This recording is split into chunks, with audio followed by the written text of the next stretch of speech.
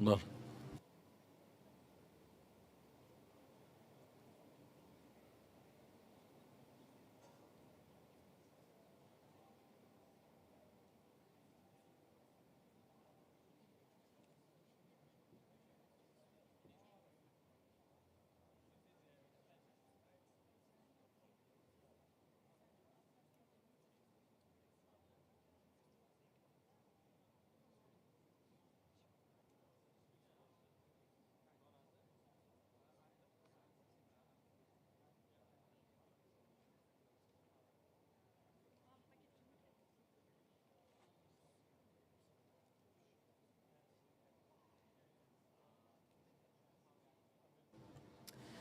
Ladies and gentlemen, I will ask to have your seat. We will start the panel session.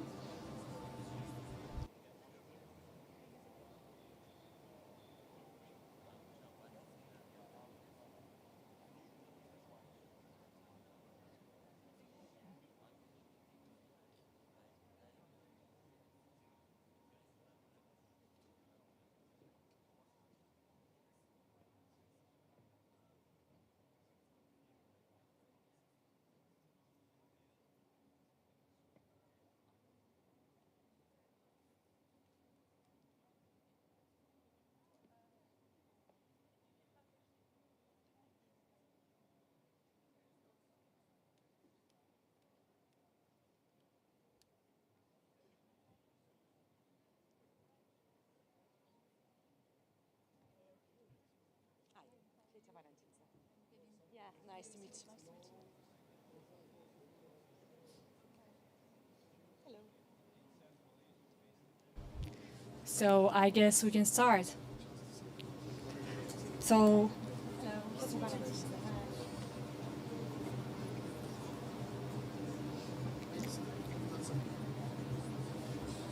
ladies and gentlemen, moderators, speakers, welcome. Good afternoon, distinguished guests, excellencies, business leaders, investors, and colleagues. I'm Bukhara from the Ministry of Investment. So I will open our panel session.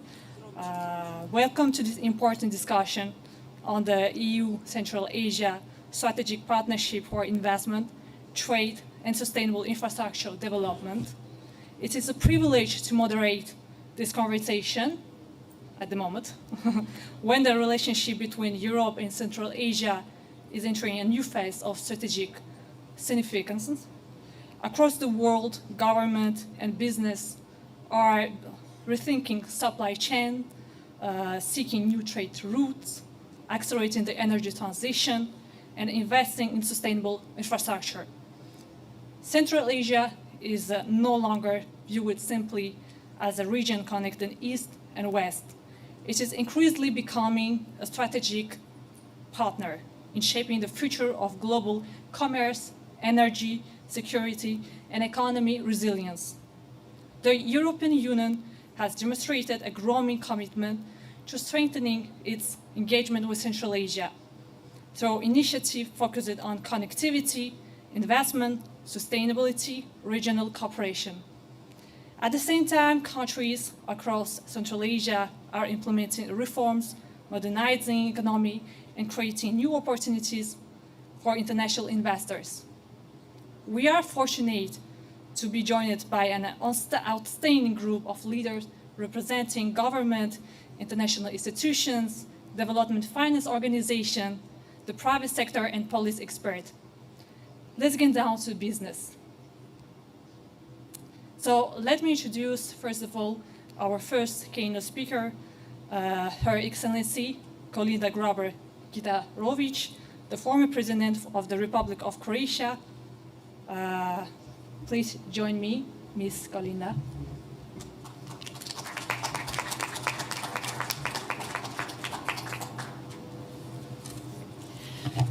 Thank you very much. Good afternoon, Your Excellencies, ladies and gentlemen, dear friends. It's such a pleasure to be with you here today in Tashkent. I arrived the day before yesterday without any prejudice. without any preconditions of what Tashkent or Uzbekistan looks like. And I have to say that I am really impressed by the development that I have seen, especially since the country has opened up back in 2017. It's a special day for me personally as well that demonstrates how important it is for me to be here because we're playing England tonight at the World Cup. So I hope you will all cheer for Croatia. In any case, the strategic partnership between the European Union and Central Asia is a very concrete topic that we will be discussing today. It's about trade routes, investment, energy, infrastructure, jobs, and security.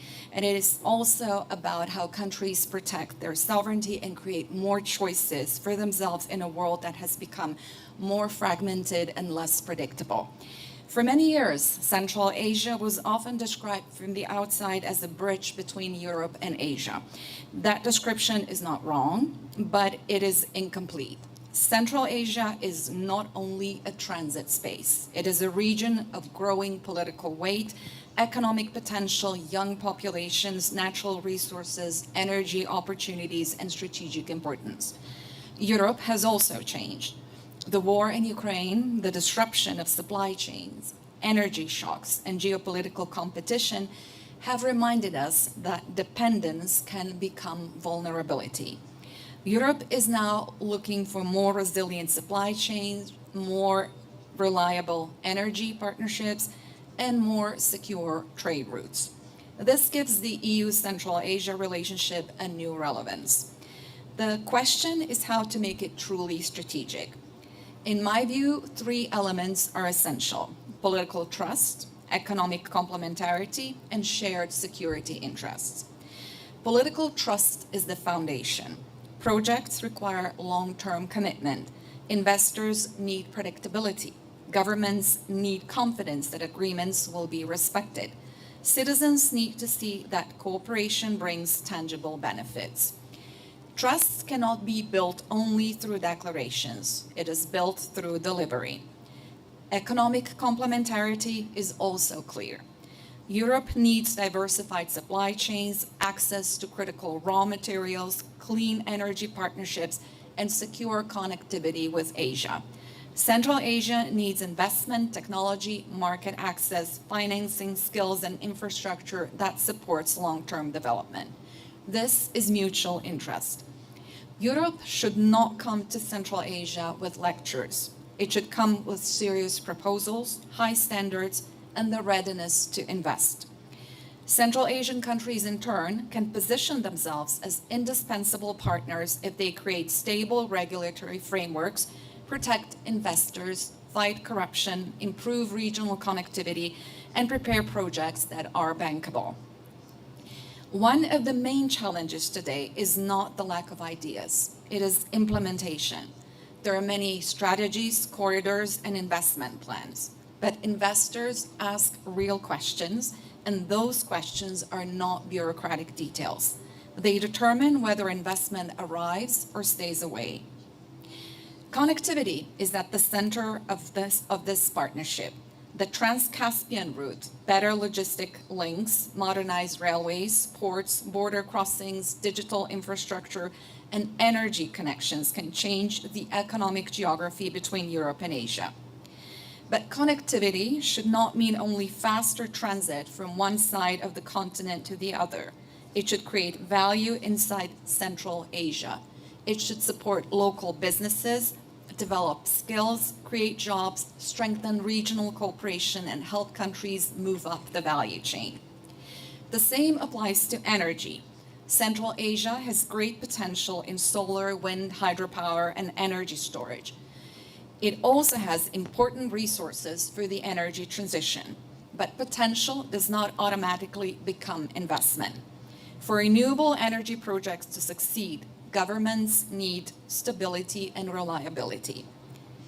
There is another dimension that we should not ignore: security. Trade routes, energy infrastructure, digital networks, water management, the ability of all countries to choose their partners freely, this is all security. Central Asian countries have long practiced multi-vector foreign policies.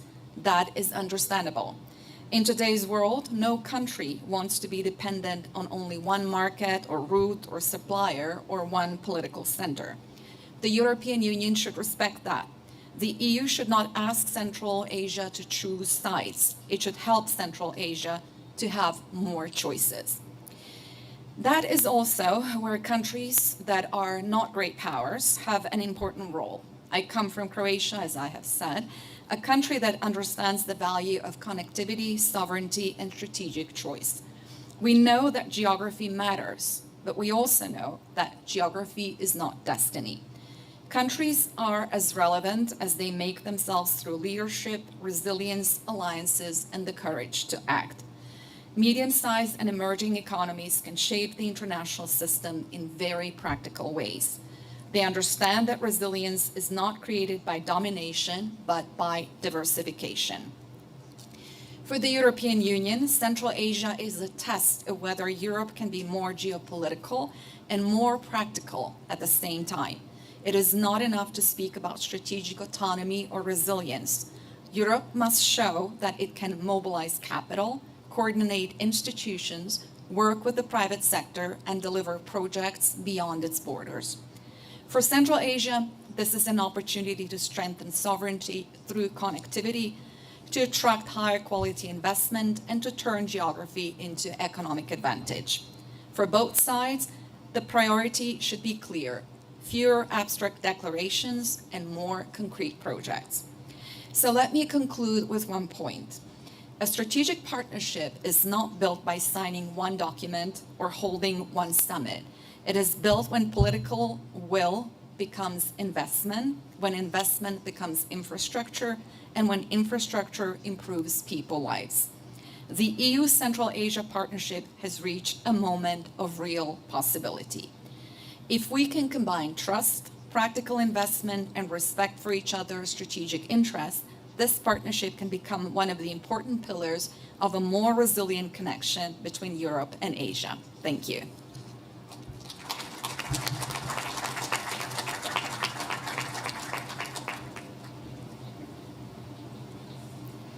Thank you very much.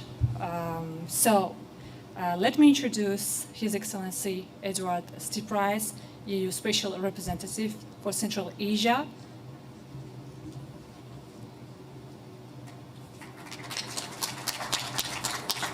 Yes.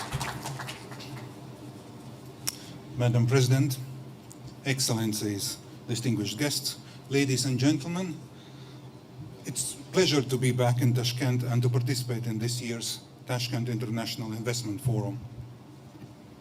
First and foremost, I would like to express my sincere gratitude to the government of Uzbekistan for hosting this important event and for bringing together policymakers, investors, financial institutions, and business leaders from across the world. Today, I would like to speak about the evolving partnership between the European Union and Central Asia. And of course, I have a daunting task after a very comprehensive speech by Madam President to plug something into it and to add something meaningful.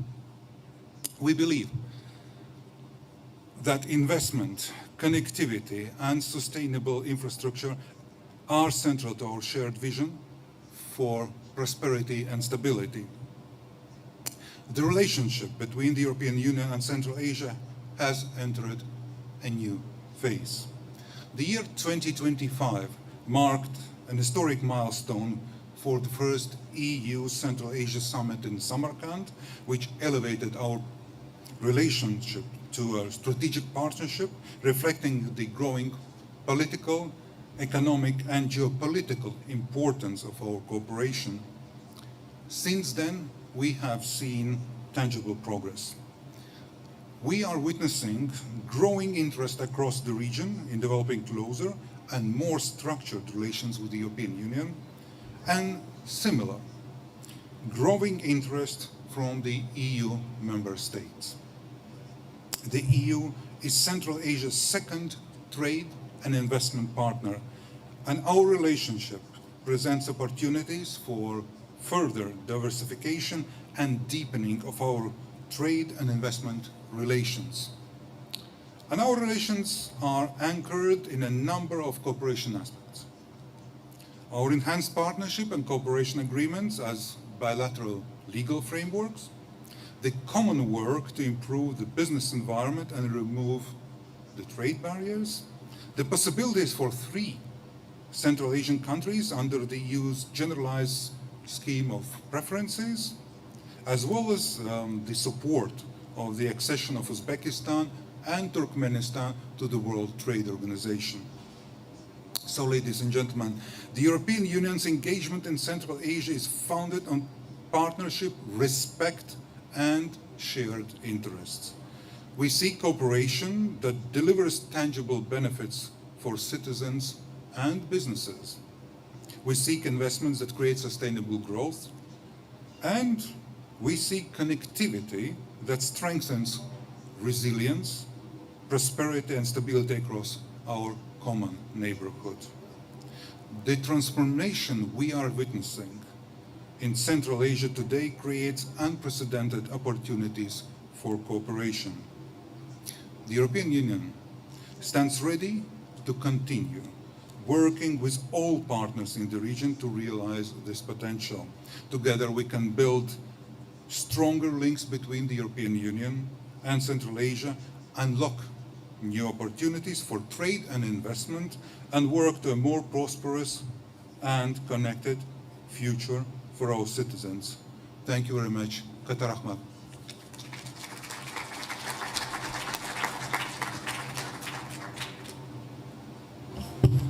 Thank you very much. I don't know what to say. I was blocked in the road. I was blocked in the road was cut and we could not move. I tried to run, but yesterday was 5 kilometers. Today was 7, so I thought 7, it was not gonna work. So, I imagine we're going by order, so Marek, I think you are the next one, please.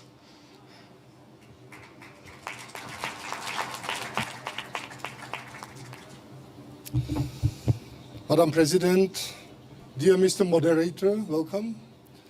Dear colleagues, excellencies, distinguished guests. It is a great pleasure to join you today at a time when the partnership between the European Union and Central Asia is gaining renewed strategic relevance. We are meeting at a moment marked by multiple and overlapping global crises, economic fragmentation, climate challenges, and increasing uncertainty in global trade and investment flows. Against this backdrop, the European Union's approach stands out clearly as it is committed to promoting win-win partnerships based on shared prosperity, open cooperation, and mutual benefits.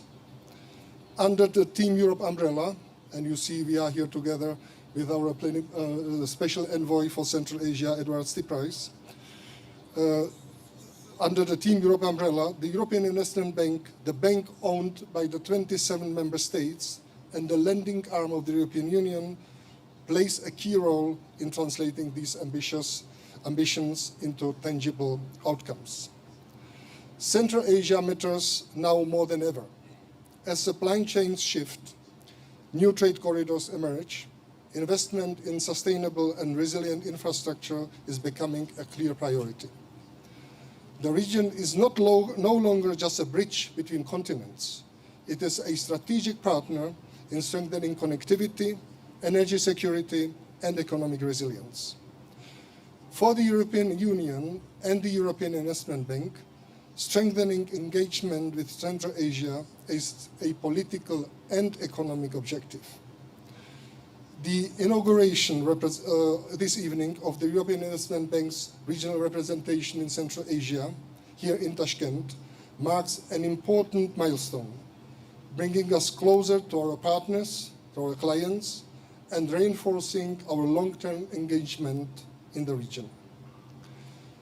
Our role is not only to provide financing, but also to support high-quality project preparation, mobilize private capital, and ensure that investment meets the highest environmental, social, and government standards. Looking ahead, the success of this partnership will depend on aligning priorities, strengthening regional cooperation, which is very important for us, for the whole region, and delivering projects with real impact, from sustainable energy, transport corridors to digital, critical raw materials, and water infrastructure. So I look forward to discussing how we can unlock this potential together and how we can explore new opportunities. Thank you very much. Thank you very much, and congratulations on the opening of the office.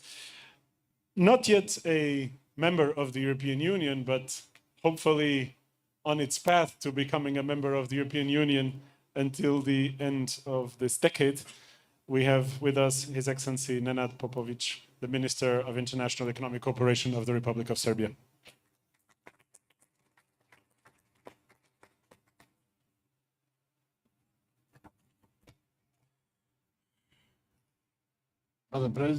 Madam President, gospođo President, господин moderator, dear panelists, уважаемые министры, уважаемые гости, представители бизнес.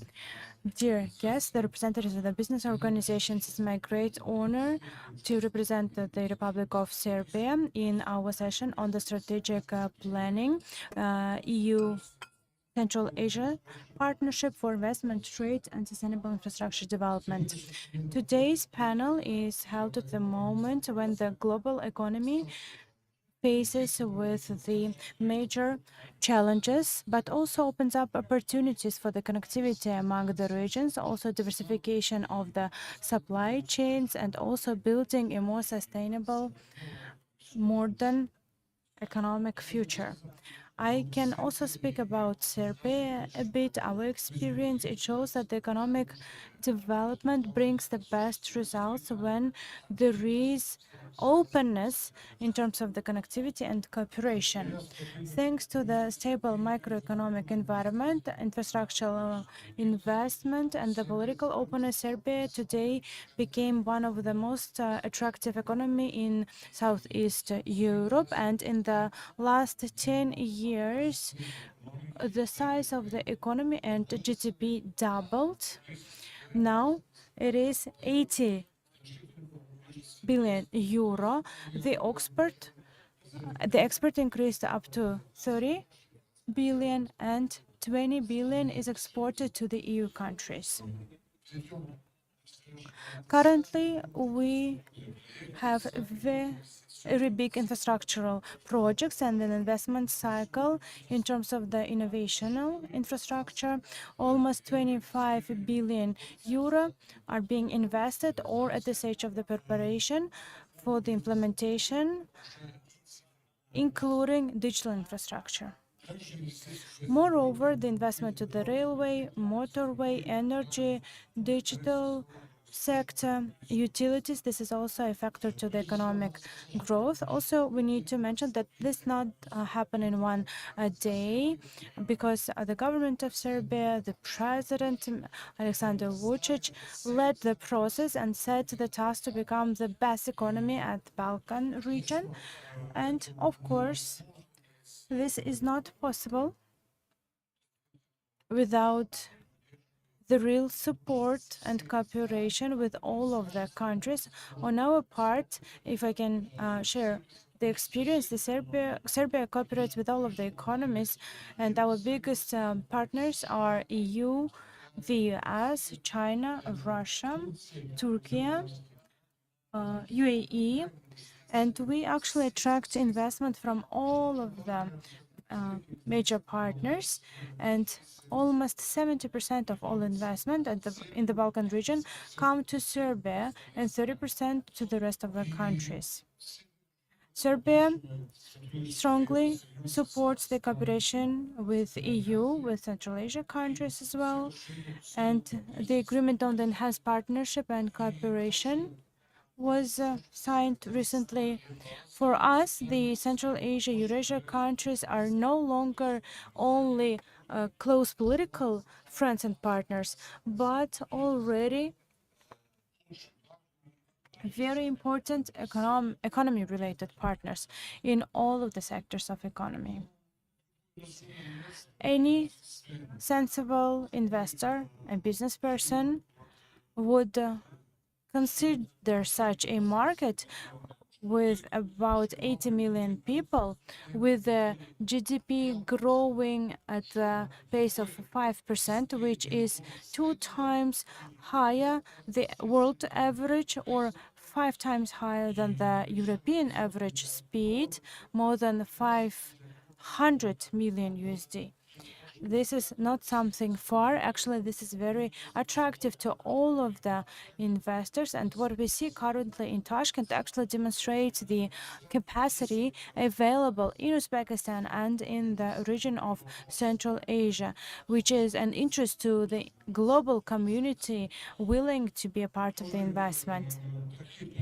Such projects as the Trans-Caspian International Transport Route, known as the Middle Corridor, shows the efficiency. This is the new Eurasian bridge among China, Central Asia, the Caspian Sea, South Caucasus, and Turkey. Our country, Serbia, is located on the European branch of the Middle Corridor and has a potential to becoming one of the central hubs at the market of Central Asia and EU, the connection between two markets.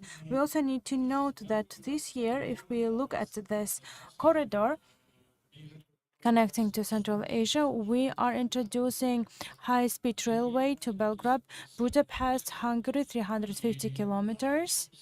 And EU supported the continuation of the project via the construction of the high-speed railway from Belgrade to North Macedonia by 2032. And this is one of the fastest railway corridors leading to Central Asia. I also would like to note that Serbia is interpreting the economic sovereignty in a modern way, and in the recent years we expanded and strengthened our institutional legal framework for cooperation with Central Asia countries. Just recently there was a visit of our president to Uzbekistan and Kazakhstan. We signed a lot of significant documents, and indeed we are shaping a very important legal framework for the cooperation among our countries to attract investment. We think that the capacity of Turkmenistan, Kyrgyzstan, Tajikistan in this regard, in terms of cooperation with Serbia and EU, is huge, and there is a big prospect there. We believe that our position may serve as a bridge among various regions, not only in terms of trade investment, but also educational knowledge exchanges. And we think that the technical universities and faculties require also cooperation, and there is a possibility for cooperation among EU and Central Asia.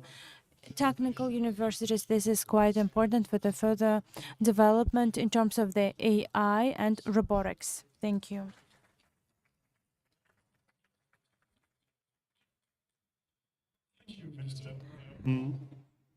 We now move, after the initial speeches, to the debate stage. We will start with Dimitri. EBRD is the biggest investor in the region.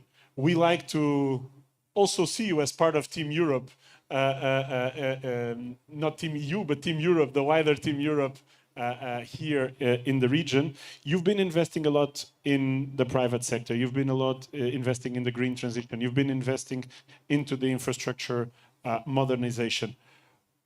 In terms of reforms, in terms of what needs to be happening to take this region to the next stage, how they can continue to balance growth and the sustainable development, how is your view on the region? Dimitri, please.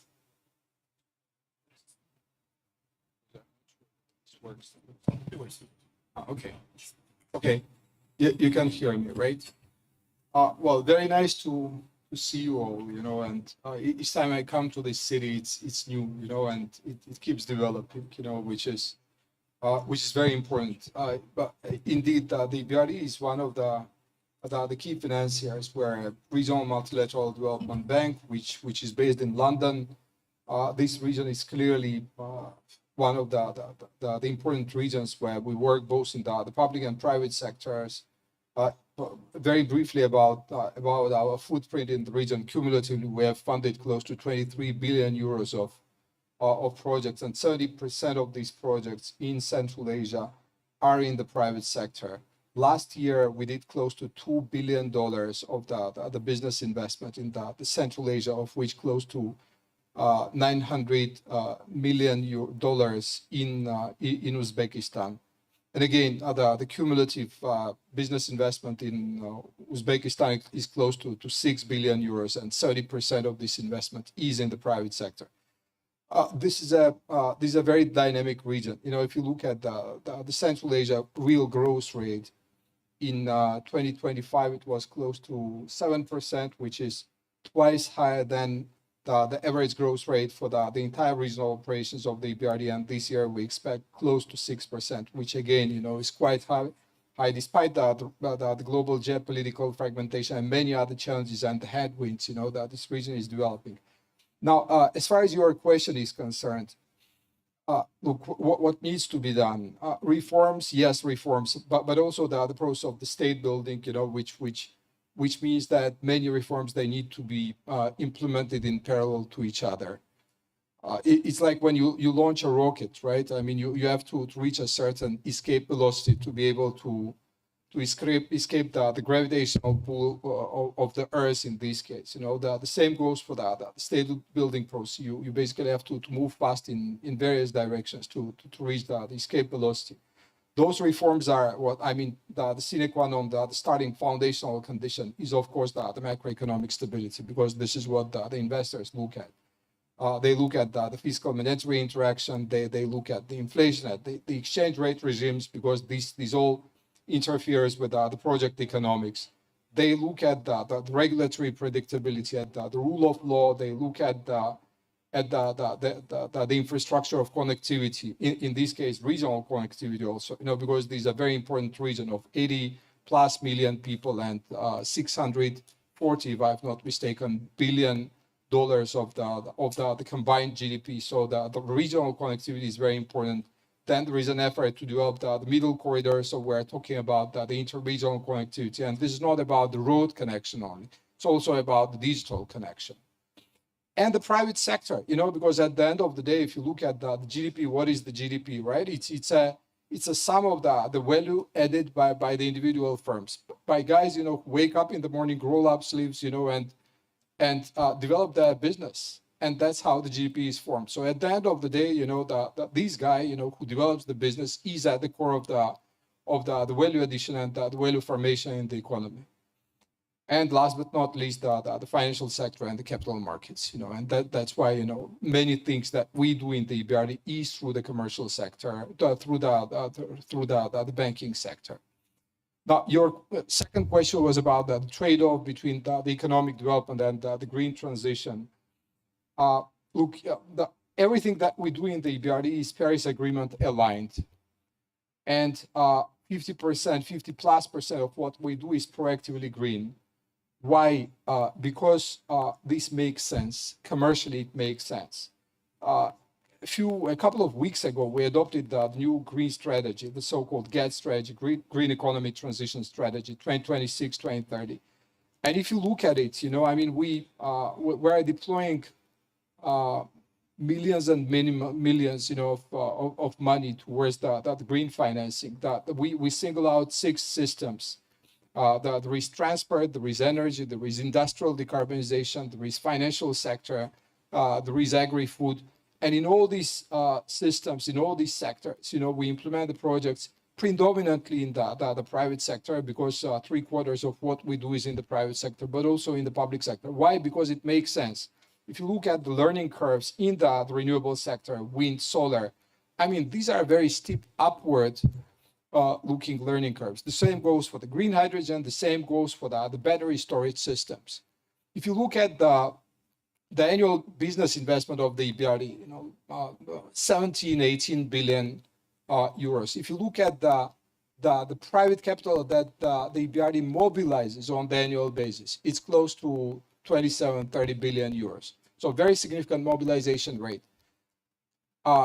where do we mobilize this capital? You know, what are the key sectors? The green sector in the first place, you know, so basically we invest into the green projects, and that helps to crowd in the private investment and lending. This means that there is a good business proposition, you know, when it comes to the green. So to answer your question, you know, very briefly, there is no trade-off between growth and green. You know, both they come together, and green, in our case, and according to our empirical experience, you know, can foster the growth.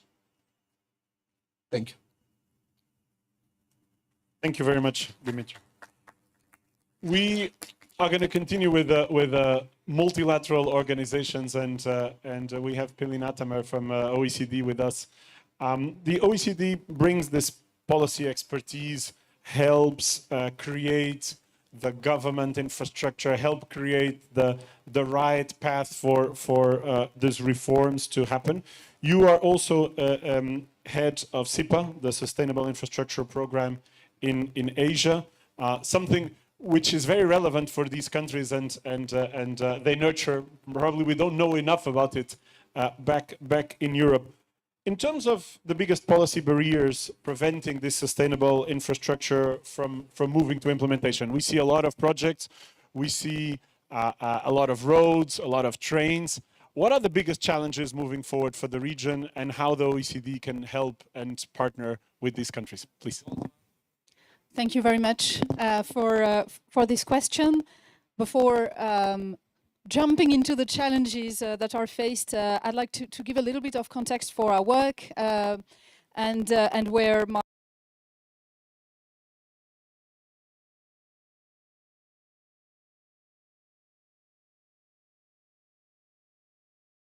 corridors is really what this conversation is about, and is very central to this discussion. And infrastructure plays a very central role in here. We're talking about transport, we're talking about energy, we're also talking about industrial assets.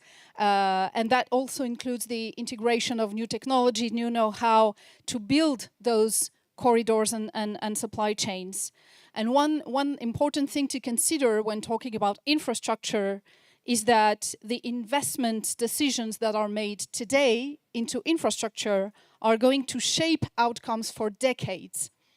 And think about the way that the Roman road network, transport networks still shape connectivity in Europe. Think about closer to us how inheritance from the Soviet era in infrastructure here shapes the way that goods, citizens move, and how economic operation is actually delivered. So making those decisions right is of utmost importance. The OECD has supported for a long time the cooperation agenda between its membership and Uzbekistan and its region, including, of course, the European Union's. It spanned investment, trade, SME development, private sector development, economic diversification, and the program that I am leading, the Sustainable Infrastructure Program in Asia, or SIPA, which is funded by the government of Germany, is trying to support this agenda by bringing systemic change and moving from a project approach to a whole of government approach to infrastructure planning and financing. Actually, we just got our report out on accelerating sustainable infrastructure investment in Central and Southeast Asia. And now coming specifically to your question about challenges, first of all, let me highlight that a lot of progress has been made in enhancing frameworks. But as was already highlighted by former President Grabar Kitarovic in her remarks, implementation remains difficult. And I will highlight three challenges here in particular. The first is institutional capacities for project planning and preparation, what we call the development of bankable, sustainable infrastructure projects. So again, a lot of progress has been made. For example, Uzbekistan had over 400 projects under private and public partnership in 2022, whereas it had none in 2018. But still, improving capacities for project appraisal, for embedding sustainability, gender equality criteria into project preparation, capacity at subnational level and within financial institutions, and moving from establishing lists of projects to an integrated approach to deliver those project pipelines and to follow them from inception to delivery and monitoring, that remains to be strengthened. The second challenge I want to highlight is misaligned incentives across the energy, transport, and industrial frameworks. An example of that is in the energy sector, fossil fuel subsidies. So under SIPA, we've worked to take an inventory of fossil fuel subsidies which distort investment into energy systems, and if removed, which is a complex endeavor, have the power to support and enhance outcomes for renewable energy. Today, when talking about connectivity, a lot of projects target expansion of networks, a lot of focus on road transport, and a low integration of decarbonization and resilience consideration together with connectivity, and we think there's more to do on that. And then the third challenge I wanted to highlight, which has been also mentioned by my EBRD colleague, I think, is market and regulatory barriers constraining private finance mobilization at scale. There's still a fragmentation of laws and exchange platforms, investment at subnational level, investment frameworks at subnational level need to be to unlock potential, and the development of new financing tools such as green sukuks and green bonds remains a challenge and can bring a lot of potential. So in conclusion, project preparation, misaligned framework incentives, and private finance mobilization through market and regulatory barriers. Merci beaucoup. We will continue in a French wave with EDF. Pierre-Paul, EDF, of course, is a very known player worldwide, leading the energy sector, also a renewable energy leader. You've been present here in Central Asia. There's a lot of opportunities, whether it is in solar, in wind, in hydro, the combination of the three, the introduction of storage as part of the future of these grids, and an inherited grid from the Soviet times, which puts its challenges when compared to the European system.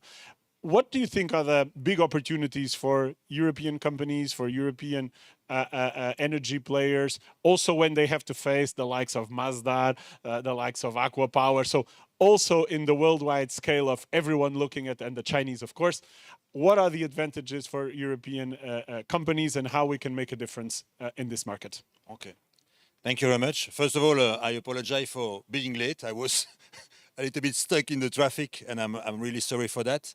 I will answer your question. Just let me say one or two words on EDF, because maybe not everyone knows EDF, but EDF, we're a French company, and I would say a very French company, because we are a state company owned by the French state for 100%. So they had 93%, but they believe important to take the 7 missing percent, you know, to have full sovereignty and full control. We are also, not only French, we are a European company, because not everybody knows, but we work in Europe, in most of the European countries. In Belgium, we are Luminous. In Italy, we are Edison. We are in Germany. We are in Denmark. We are in UK, where we own all the nuclear plants and the offshore plants in UK. And we're also a key actor in the European electricity sector. And one of the key features of this sector in Europe, it is the connectivity. And connectivity, I think it's a word that the European Union knows very well, because it's at the heart of the strategy, especially in Central Asia. And that's where I will make the link, because here we work also on connectivity. So to answer your question, yes, there is a tremendous potential in energy production in Uzbekistan, for sure. There was massive investment for the last 4 or 5 years, and that's true that we compete with giant company. Aqua Power, they just invested, I think, 15 billions in the country. Mazda, they are between 4 and 5. It's okay. We when you have a look at the European part, you know, we are EDF, we have more than 2 billion investment. You have Voltalia, you have Total Energy. All together, we are 4-5 billion investment only in Uzbekistan. So it's not bad. The key challenge of Uzbekistan now, it's not production. I think that production, wind production, solar production, gas production, you know, it's well distributed. The big challenge is to transport the electricity and distribute the electricity. So that's the challenge for the coming years. You see that it can be very dangerous, you know, not to invest in that sector. In some neighboring country, a couple of days ago, a minister has been sacked, Minister of Energy, just for that reason, because they were backlogs, you know, they were the electricity shut down in capital cities, and that could be very, let's say, tricky. Here, the challenge is to how to invest in transmission line, and this is a challenge for the government because the private sector cannot be fully involved. You know, that's it's a critical infrastructure. It has to be owned and managed by the state. Distribution is totally different. Distribution, this is something where the private sector can be fully involved. There was a first attempt to privatize the distribution of Samarkand city. It is done. So we lost. We arrived second. So, but there are other opportunities, and if each region of Uzbekistan will be privatized, the distribution will be privatized, there is clearly a fantastic opportunity for a company like EDF, which is the national distributor in France.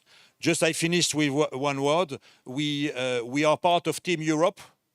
We are very proud of that, and we work also the connectivity.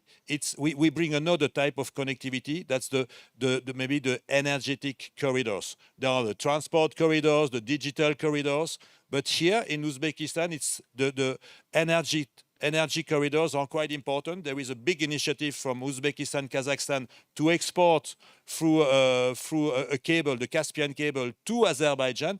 They want to repeat a little bit the initiative of the EU on the Black Sea cable. And so this is an initiative. And we try also to push the governments to redevelop or to remodernize the grid which existed between the countries to have direct, let's say, exchange of electricity between the Central Asian states.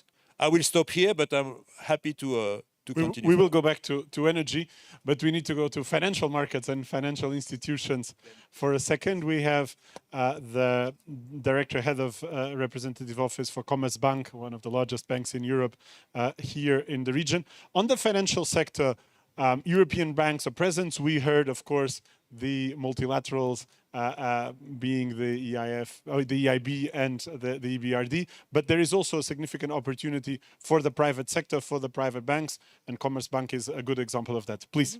Thank you very much for this question, and thank you very much for this opportunity to be here with the great speakers, and it's a big honor for me on behalf of Commerzbank and on behalf of the EuroUZ, the board member of which I am, and many thanks. I think it's quite a challenge to elaborate on something new, because I've echoed many statements of these distinguished guests and the input, but from the Commerzbank perspective as the second largest private bank in Germany, I can tell you that stimulating investment and international trade between Europe and Central Asia has not been and can't be achieved by using and utilizing a single financial instrument, but rather a reasonable combination of financial tools which reduce risks, which improve financial and liquidity positions of the affected stakeholders, and of course which make cross-border projects internationally bankable.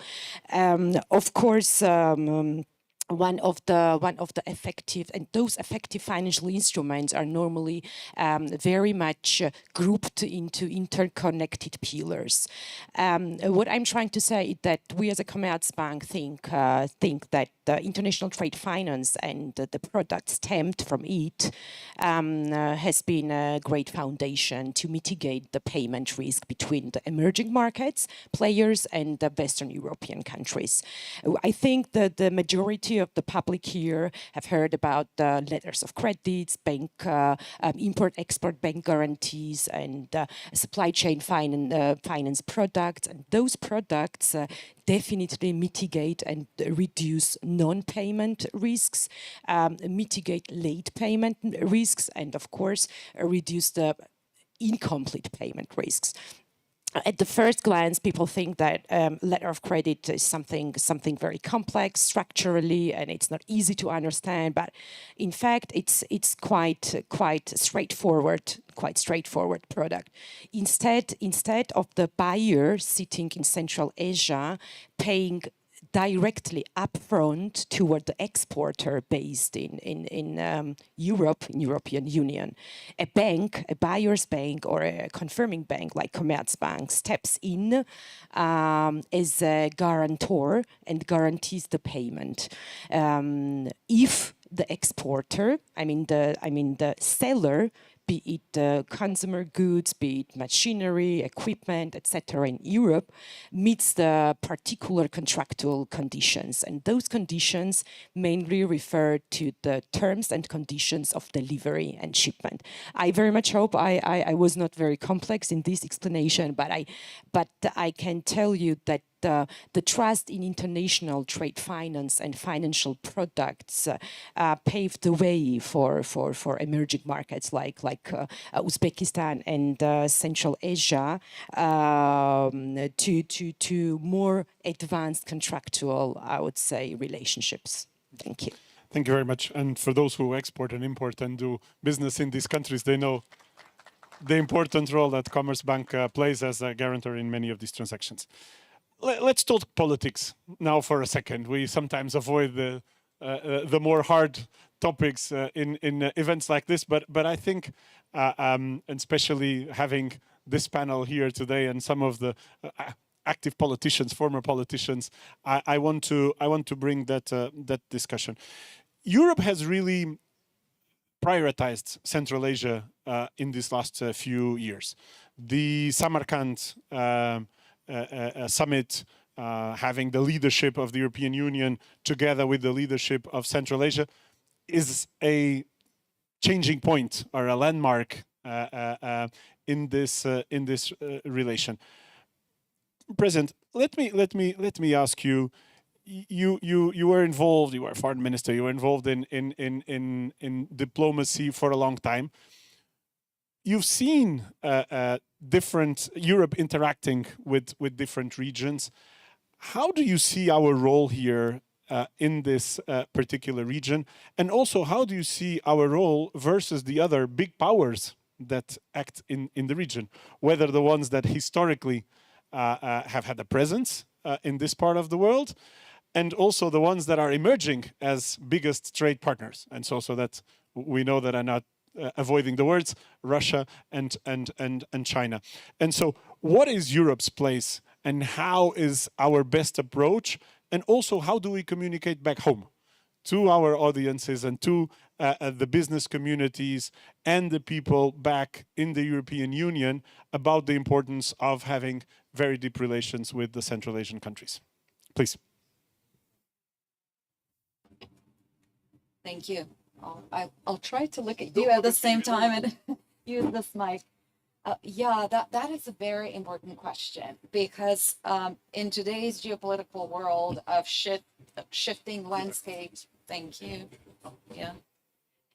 In today's geopolitical world of shifting landscapes and more rifts that we see popping up across the world, the European Union certainly wants to be one of those geopolitical players. And I mentioned in my opening remarks that Central Asia is really a test for the European Union, whether Europe can at the same time be more geopolitical and more practical.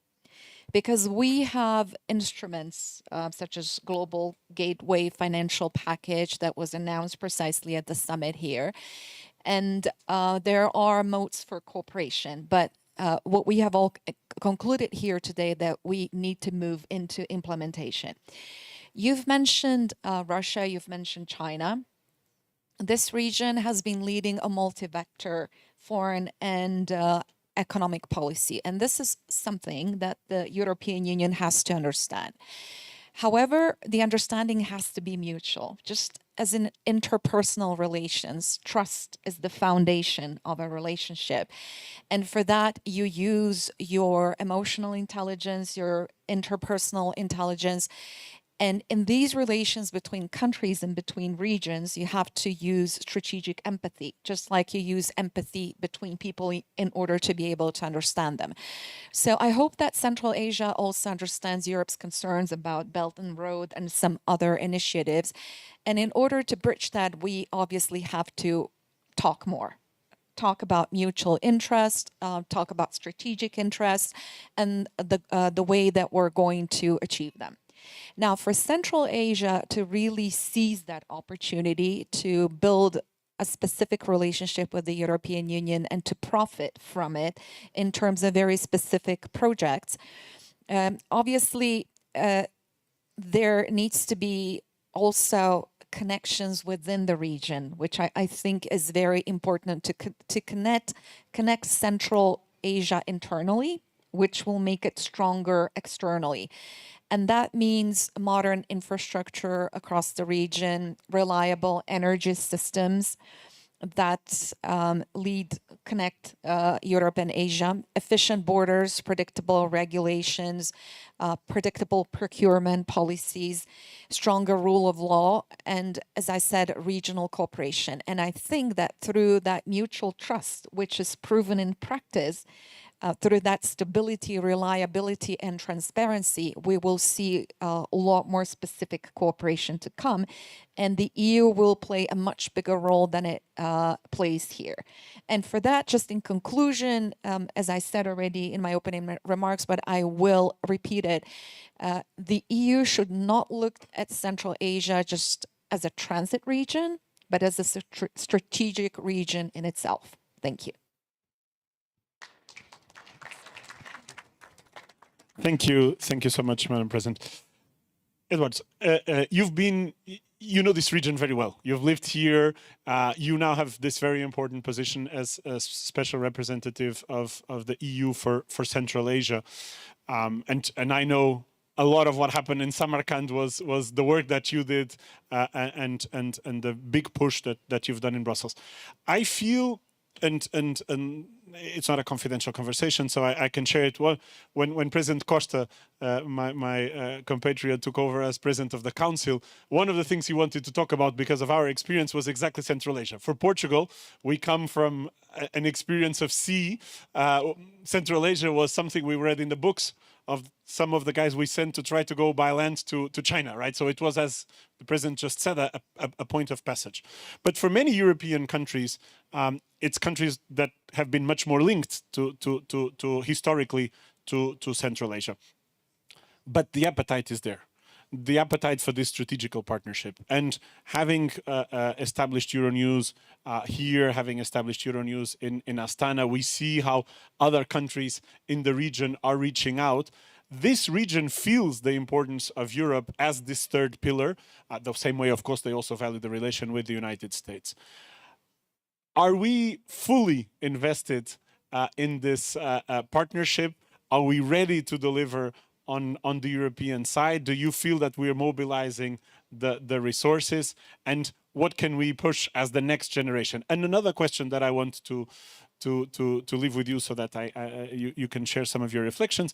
Do you feel that this integration that you are having between the C5, now C6 countries, and of course in a very different nature from the one that we have done ourselves, and many of us here are EU citizens, together in this amazing project that is the EU, do you feel that they also reach out to us to see our experience of integration and of regional integration and maybe one day we could have a Central Asian Union popping up, not as the EU, but as their own reality. So how much do we inspire them on this, please?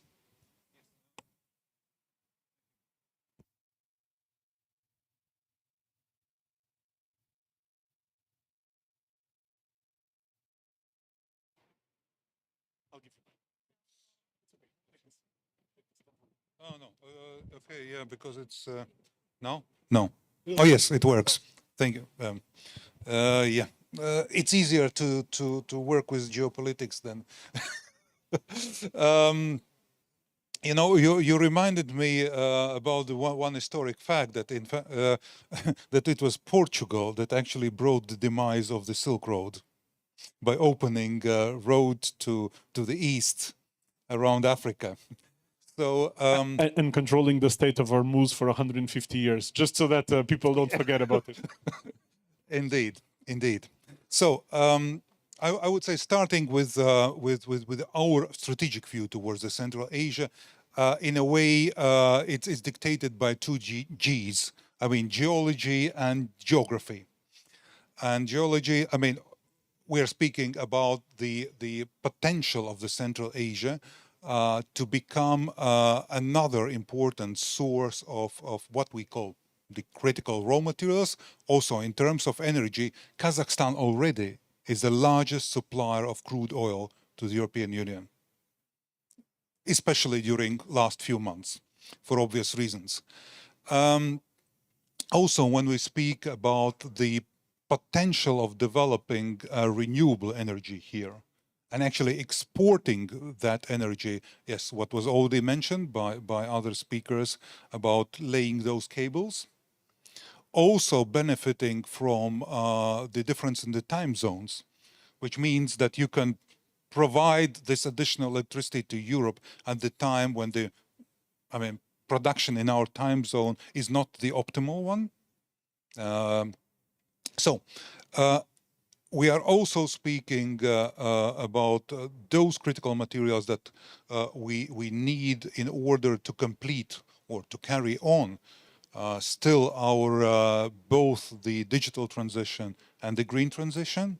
So this is something which dictates that indeed in economic terms we need Central Asia.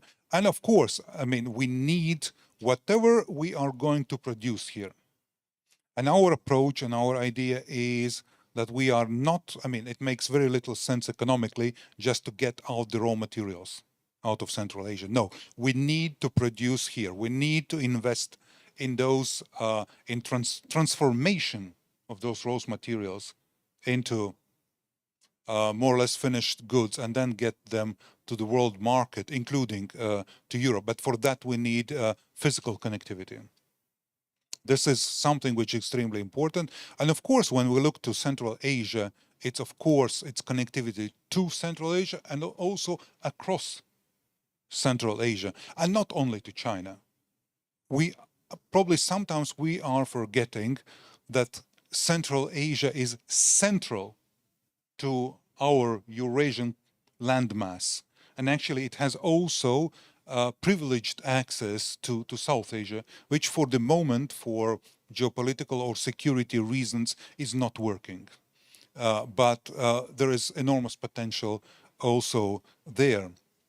So this is something that we must keep in mind. And of course, when we speak about the connectivity, it's also digital connectivity.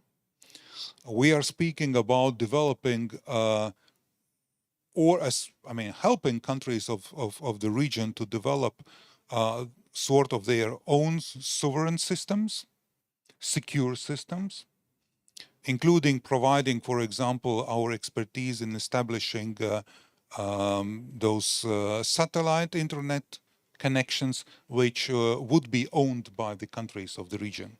I mean, very important project. On the second part of your question about whether there are things that Central Asians can learn from European Union, from its member states, it's already happening. It's already happening. We have considerable demand from Central Asian countries to learn from our experience, probably not exactly and immediately from this building of the European Union, which, I mean, took 70 years, frankly speaking. No, for the moment, they are mostly looking at some of those regional cooperation sort of the frameworks that we have, like the Visegrad cooperation, like the Nordic cooperation, the Nordic-Baltic, those frameworks which are sort of the size-wise comparable. It's already going on. Thank you so much. Nenad, I'm going to go to you with a question that is in line with what we were doing here, and I'm going to play a little bit with Serbia on a dual role, because play with Serbia as the dual position that you have. One is the country which is not yet inside the European Union, and then one day you could be inside the European Union. But Serbia has been, and sometimes been criticized for that, to be honest, keeping relations with China, keeping relations with Russia from an economic perspective, but also with the EU. Of course, we represent 65% of Serbia's trade. It's not always easy to keep these three relations, and of course the relation with the United States, that is also an important relation for Serbia. What would be, and so I'm only talking about the current Serbia, not the future member of the European Union, but the current Serbia, what would be lessons and reflections that the countries in Central Asia could benefit from this Serbian experience of dealing with these different partners, and the EU also as an external partner for Serbia in this context? Yeah, you're right. Serbia has the four pillars, as you mentioned, the EU, the China, Russia, the US. But what is very important that this region is doing practically the same. The key partners are China, Russia, US, also European Union, but also Turkey is so active here. Emirates, Saudis, and I'm sure that the politics which is in this region is right politics for them. I mean, there should always be, I would say, any country has its tradition, it has its own origin, long-term relationship, and what is very important, the history. So I think that today's opening remark, actually the opening of this forum, the words of the President Mirziyoyev, and the platform, economical platform for the future, for the new financial center, for the all these projects for attracting investments, is something what is the best for the Uzbekistan, but also for the whole region. And I'm sure with the young population, which is, I would say, the most important for the future, so they have excellent kids, they need, definitely as anyone need, more and new modern education, especially for the AI, robotics and everything. And I'm sure with these four pillars or 7, 8, 9 pillars, whatever, it's something what is the best future for this region. The geographic position is fantastic. It's something getting from the God. So they need just to use all these potentials. And I really believe in the future of Central Asia. Really, I think in next 10, 20 years, it will be the fantastic future. Thank you. Thank you, Nenad. Turning back to more financial, so after a bit of the politics, going back a little bit into finance. Marek, sometimes we hear, and I do travel a little bit around the world, that Europe has big ambitions. We announced the global gateway, we're putting the resources. But sometimes we are still seeing as we are the guys coming with the checklists and the other guys come with a checkbook. Do you think this is a fair assessment? And how do you see that as a positive thing? So the fact that our checklists can actually be positive and that we also have an impact. So I want you to maybe destroy the myth. So I know it's a more difficult question, but it gives you an opportunity to destroy the myth. And you think this is a financial question, not a political question? Well, I am a vice president of the European Investment Bank. I was also working in politics before. Let me start by saying this. Look, I mentioned Team Europe before, and sorry that I forgot some important elements in this. I mentioned Edward Stiprice, who is our special envoy for Central Asia, but of course EBRD is their companies, European companies are there. We are here with the head of unit for Central Asia, Charlotte Adrian, who is the head of unit for Director General for International Partnerships. So what we, I think, try to do, and I mentioned in my first intervention or keynote, whatever you will call it, how did I say it? Shared prosperity, mutual benefits. Well, I would also like now to use the word that we also have interests. Madam President mentioned that very eloquently. I think it's important and it's good. I think it's very fair and legitimate to say it. I think we were a bit soft on these things before, and I think we should put these words forward as well, as the others do, especially in this region. You said it very rightly. And we see ourselves as the European Investment Bank to be a part, or to be, let's say, a financial instrument in achieving these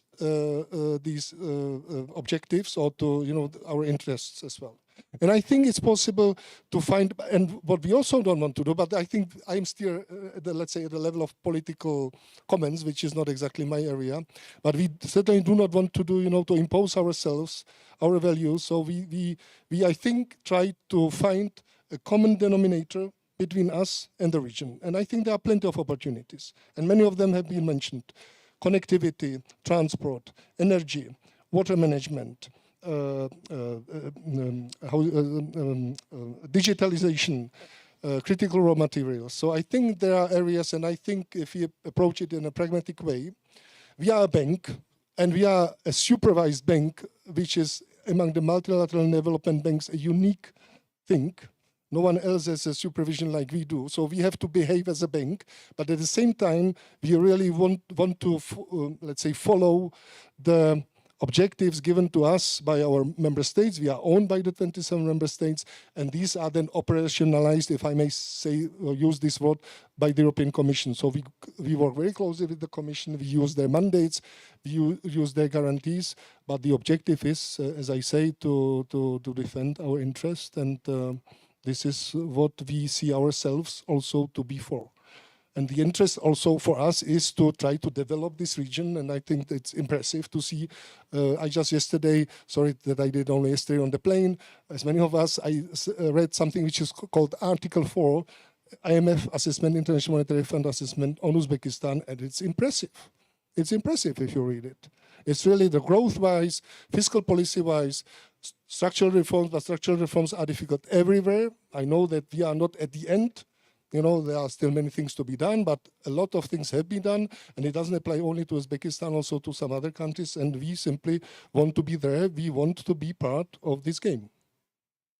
And we are, because when we look at the numbers, we are in most cases the biggest investor, the biggest trade partner of some of the Central Asian countries. So sometimes we underestimate our overall importance. We sometimes continue looking at our member states on an individual basis. We do. Just let me mention very quickly that we are preparing a pipeline of projects which we want to finance. We estimate them to be in the coming years, let's say in 2-3 years, to be 3 billion euro in the whole region, 1 billion in Uzbekistan. So we want to be present. And in that, sometimes maybe it's the fault of the media, and here also part of Team Europe, Euronews, that we are not communicating enough the great projects that we have and asserting that voice, right? Okay, because maybe we missed that voice at the global stage. The same question to you. I mean, I'm not going to push you on the checklists, but I really wanted, because EBRD is the biggest investor in the region. We hear a lot about China, but Europe and EBRD as a London-based institution, we've been doing a lot here, and we've been a good partner in this region. You think that the region sees it like that, and how we can also communicate and get more involved so that we are seen for what we really have been partnering and doing?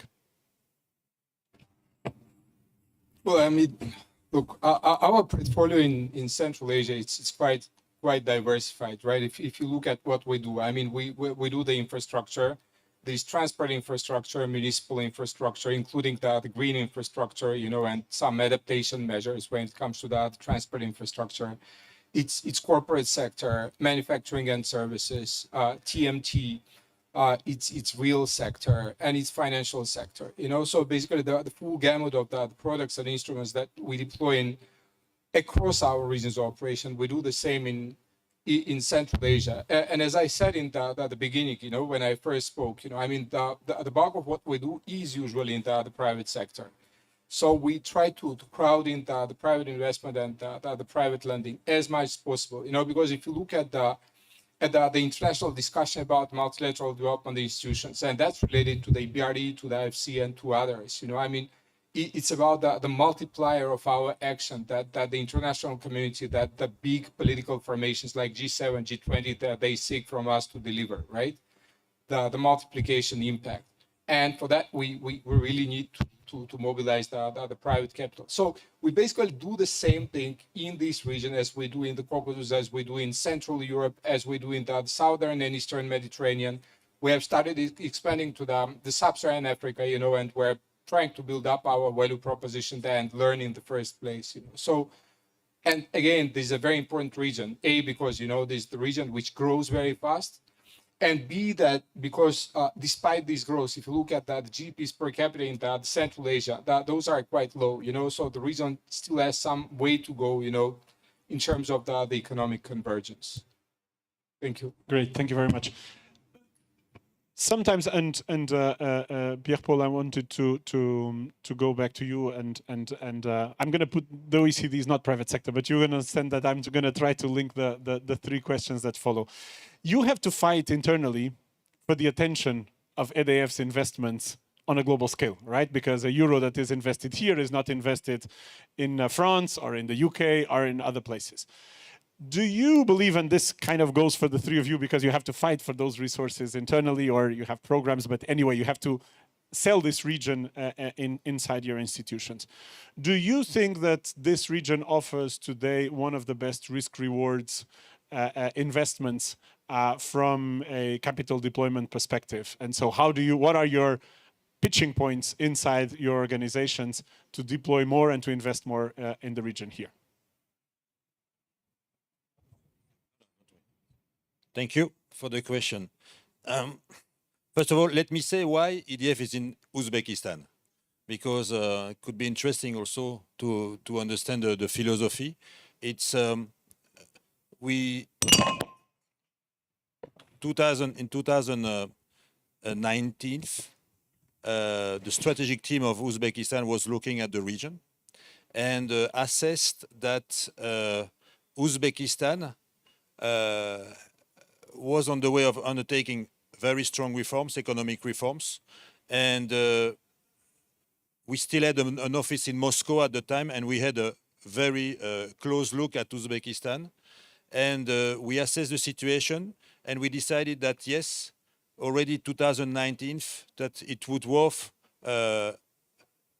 going on a project if an opportunity would arise. And that's exactly what happened. So there was a first opportunity that was for a big CCGT, so a gas thermal power plant in Sirdarya. It was an IFC tender, which has been issued at the end of 2019. And we decided to go. And by chance, we won. So we had then, of course, to deliver, to open. And that's the beginning of the history of EDF.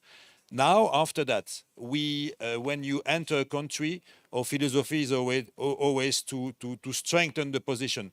We cannot stay with only one project. So hopefully we got a second one, and now we are pushing a lot to get more and to be more active in renewables.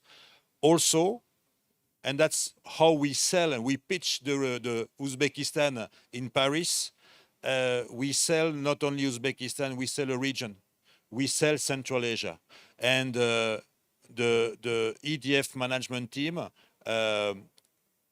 accepted and validated the choice of having Kazakhstan as the next target. And now we are making a lot of efforts to enter Kazakhstan with different, let's say, instruments, because it's also a nuclear country, and we would like to be present in that sector also. But of course, we have a close look at Kazakhstan, and then we have a look at the other ones, because there are not that many companies in the world also very active in hydro. We can build big dams, and we don't build dams in France every year.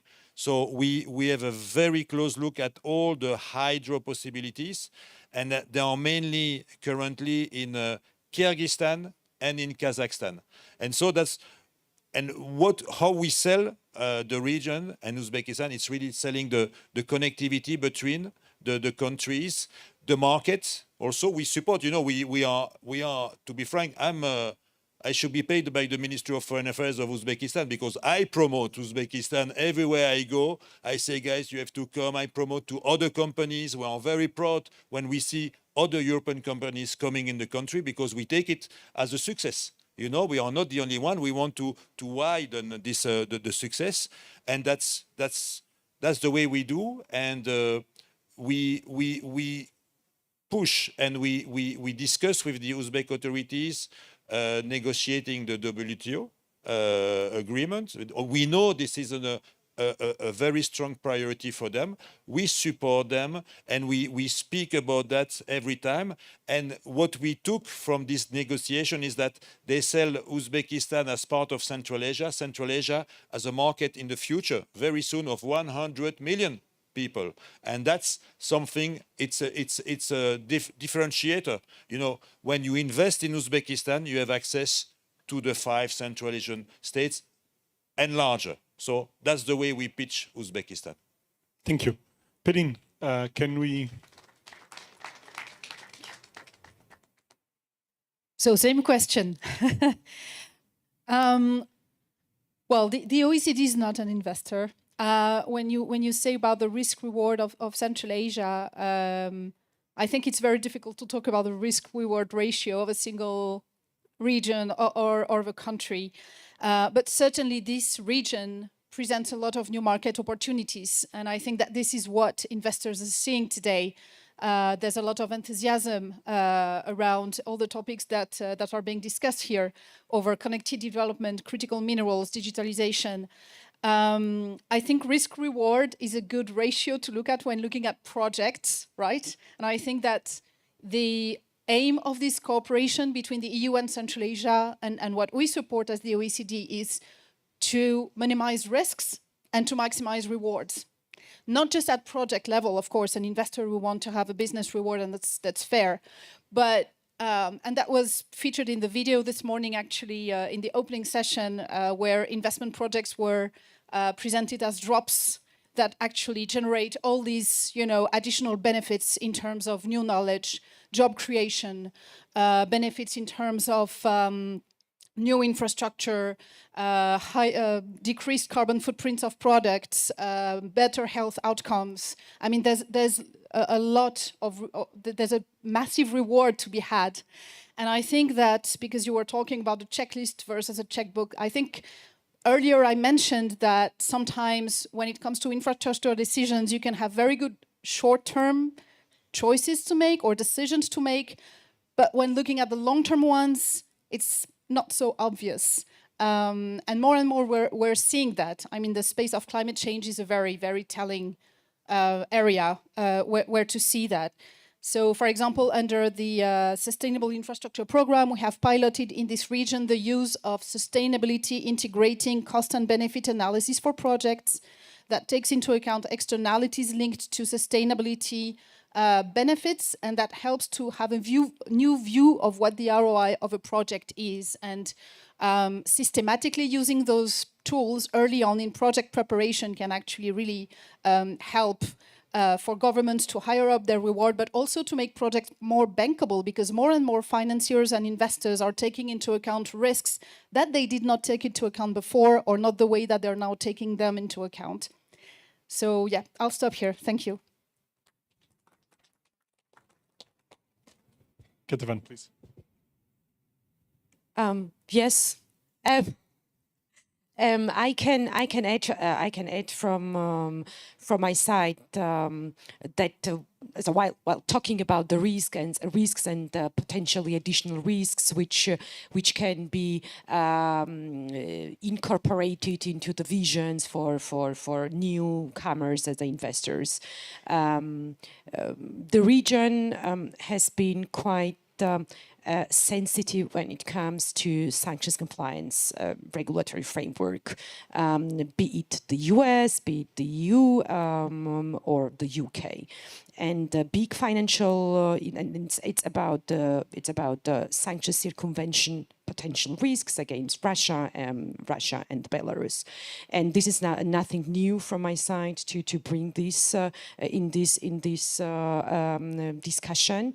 The big banks, the big commercial institutions, as well as the local financial institutions, became quite cautious, and transactional due diligences have been enhanced, and not only credit risk management is nowadays key factor for the success, or if you like, the rewards of the business model, but also very successful management of the sanctions compliance related risks. And I must say that OECD, for instance, so in the frame of MDB and the ECA covered financings, which we offer as well as bank as well, played a crucial role for economic risk insurance in general. I think that's it from my side. Perfect. About it. Thank you so much. One last round, 1 minute each. 10 years from now, where are we in terms of EU Central Asian relations? What can we do more? How can we benefit more from cooperating and working together? Maybe Edwards, and with all the respect to the president, I'll give Edwards, because I'm sure he has that minute ready. It's going to come straight after, and then we'll go to the president and we'll continue. It reminds me. Okay, yes. It reminds me of some words of the former president of Estonia, Toomas Hendrik Ilves, when he was still the Minister of Foreign Affairs at that time, and he said that his dream is Estonia becoming another boring Nordic country. So, in a way, I must say that probably I wish Central Asia not to become boring. I think that there is enormous potential to sustain this pace of development for another 10 years. Yes, one would say that in some cases the departing point is rather low for that growth, but potential is there. Our common goal is not to let it disappear, to grasp it, in a way to harness it and to use it for the benefit of both people of Central Asia, and also, I mean, for the benefit of Europeans. I mean, we are not purely altruistic. I mean, we are speaking about business, aren't we? So this is something I see this as enormous potential. Of course, it will require continuous work on actually creating necessary business climate here, framework for business development, but I'm quite optimistic. At least here in Uzbekistan, I see clear commitment by the authorities to do so, but also in many of the neighboring countries. Thank you. Madam President. Yes, thank you. Speaking about historical information, there is a really interesting piece that Marco Polo, as a matter of fact, was born in what is today Croatia, in the island of Korčula. So we've been working on that connectivity for centuries, and I hopefully that we, in 10 years' time, reinstate it in a very modern, digital, but also infrastructural way. And just if I can go back to our experience from Croatia as a country that was in transition as well and that become a member state of the European Union. And my personal experience working together with the president of Poland, Duda, in building the 3 Seas initiatives, we connected the Baltic, the Adriatic, and the Black Seas into that initiative, which has 3 very important infrastructural pillars: energy, transportation, and digitalization. Because we realize that those are still gaps from the north to the south of Europe. And as Croatia, I also, reflecting on what was said on the investment environment, structural reforms cost. They cost a lot in terms of financial, but also government relations and popularity sometimes in the public, but they're absolutely necessary and they pay off in the long term. So whatever Uzbekistan is set out to do together with the rest of Central Asia, I must say it will pay off long term if it's not paying immediately. And the EU, our blueprint, the rule book for investment is a good blueprint to follow. Thank you. Thank you so much, Dmitry. Maybe we continue here and then. Thank you very much. I mean, 10 years from now, well, development then grows, you know, much higher GDP per capita, much higher wealth per capita.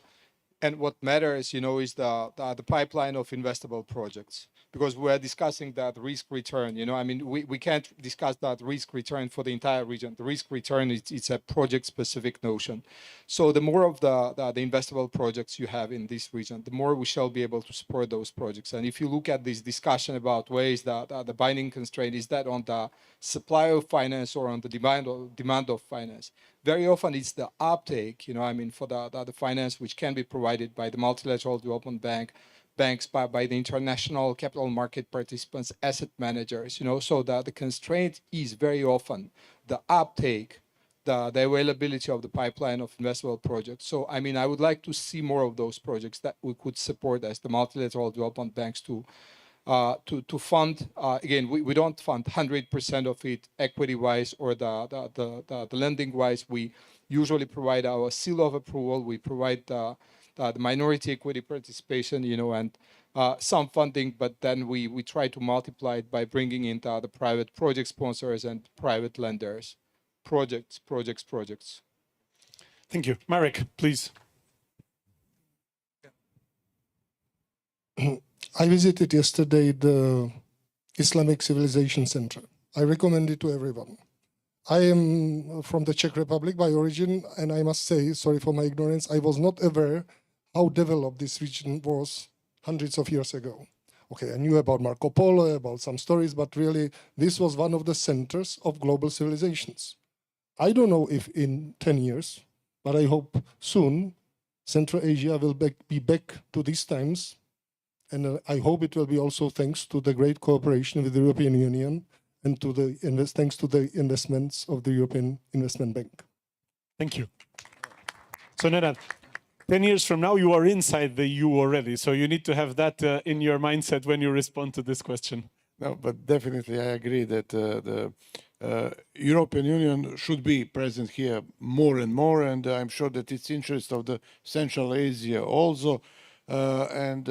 I would just support our colleague from EDF who said really don't look just one country particularly, but look the whole region. It's close to 100 million, they're growing every year, and young population, very young population, very smart population, and I'm sure that's of the interest of everyone. Thank you. Thank you so much. Pierre-Paul. Two mixed feelings. Positive view, this is, I think the success will rely on the intensive cooperation with the states, and I always refer to the Khojan Treaty signed by Tajikistan, Kyrgyzstan and Uzbekistan. It goes really in the right direction. Let's solve the problem before they arise, and let's find good solutions and positive solutions, no war. So that's very positive.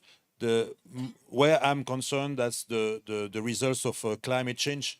We see the effect already now.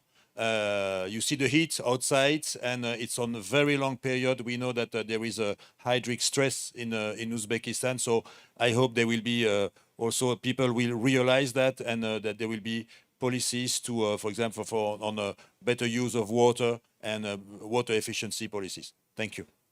Thank you very much. Perrine, please.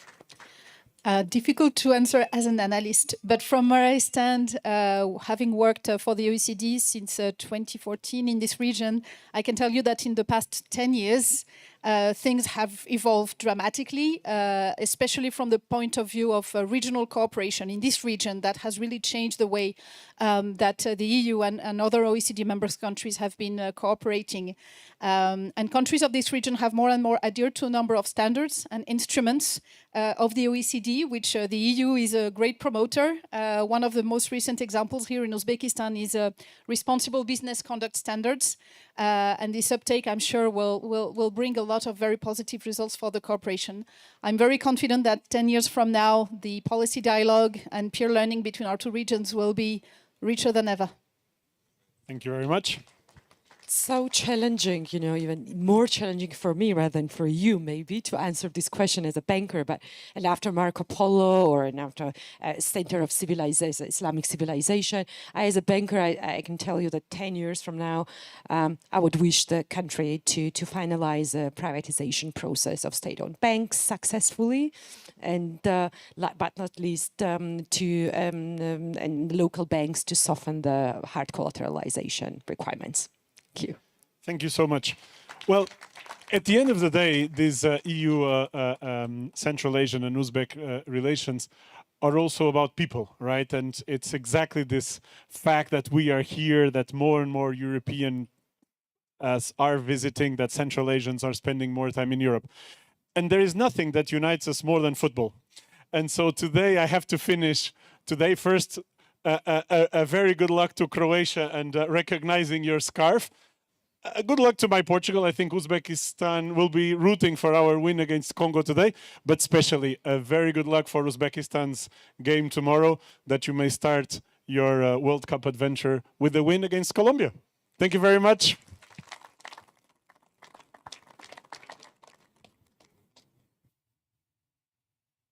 Ladies and gentlemen, just a moment.